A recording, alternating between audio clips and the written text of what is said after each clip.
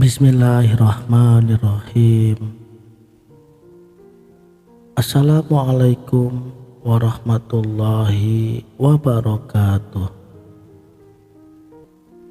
Untuk mencari ilmu yang sejati, ilmu yang berhubungan langsung dengan asal dan tujuan hidup. Salah satunya yaitu melalui tanazzul tarki. Untuk mendapatkan hidayah hanya bisa didapat dengan kesejatian ilmu. Tetapi bila selama ini kita hanya berpegang pada kulit semata, itu seperti burung yang sudah bergerak tetapi mendapatkan pikiran yang salah. Bagi saya pribadi, kesejatian ilmu itulah yang seharusnya dicari dan disesuaikan untuk kehidupan ini.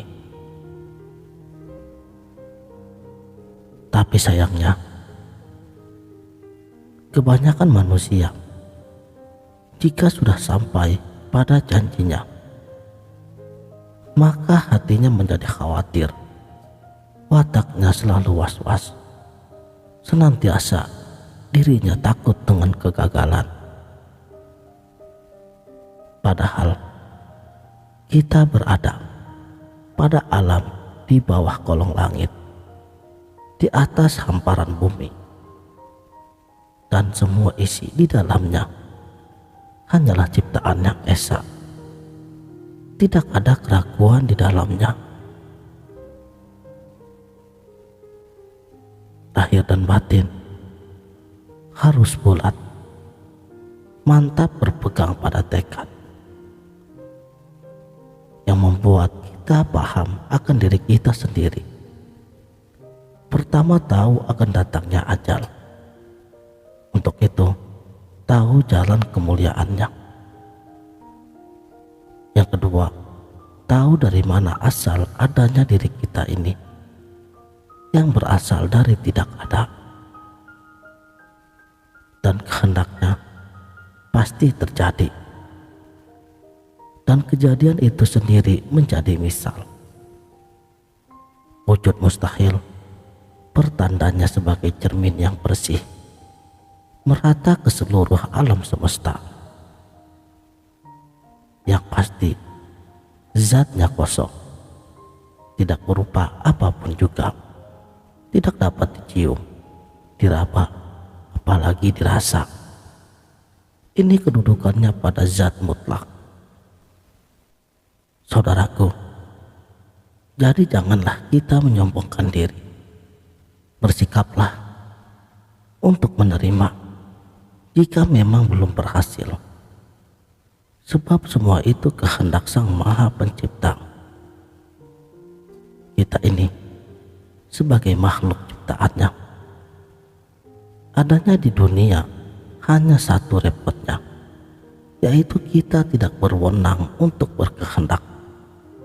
Dan kita hanya bisa pasrah kepada kehendaknya. Segala yang tercipta terdiri daripada jasad dan ruh, badan dan nyawa. Itulah sarana utama, yakni cahaya, ruh dan jasad. Yang tidak tahu akan kedua hal ini pasti akan menyesal. Hanya satu ilmunya, melampaui sang utusan. Namun bagi yang ilmunya masih dangkal, maka akan mustahil untuk mencapai kebenaran hakiki ini, apalagi sampai kepada manunggal dengan Allah. Dalam hidup ini, kita tidak bisa mengaku diri sebagai Allah. Akan kufur jadinya jika kita menyebut diri sebagai Allah. Kufur juga jika kita menyamakan hidupnya dengan hidup sang ruh.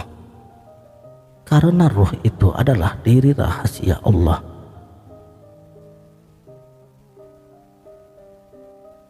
Saudaraku, sang sejati, waktu sholat merupakan pilihan waktu yang sesungguhnya. Berangkat dari ilmu yang hebat, sudah mengertikah mengapa sholat zuhur itu 4 rakaat? Itu disebabkan kita ini diciptakan dengan 2 kaki dan kedua tangan. Sedangkan untuk sholat asar itu pun 4 rakaat juga. Ini kejadian bersatunya dada dengan telaga Al-Kautsar dengan punggung kanan dan kiri. Dan sholat maghrib itu 3 rakaat. Karena kita memiliki 2 lubang hidung dan 1 lubang mulut.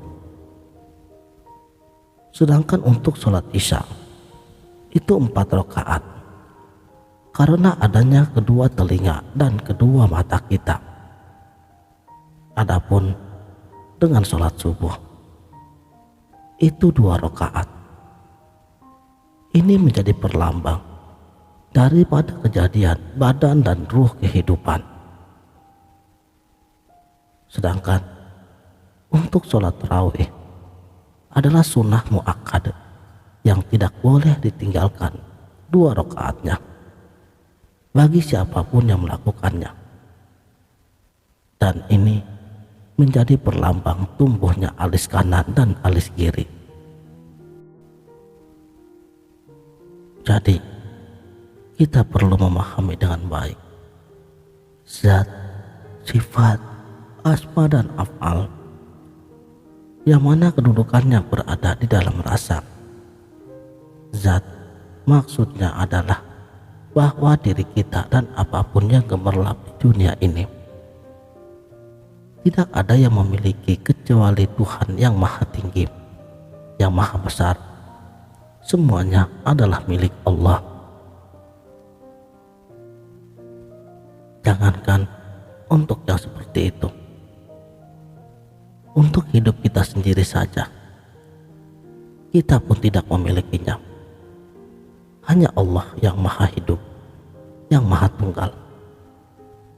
Dan adapun sifat sesungguhnya segala wujud yang kelihatan, baik besar ataupun kecil, seisi bumi dan langit, tidak ada yang memilikinya kecuali Tuhan semata. Adapun asma teragungnya, sesungguhnya nama semua ciptaan seluruh isi di bumi ini itu pun milik Tuhan yang maha lebih, yang maha memiliki nama. Sedangkan afal perbuatannya adalah seluruh gerak dan perbuatan yang kelihatan dari seluruh makhluk isi bumi ini.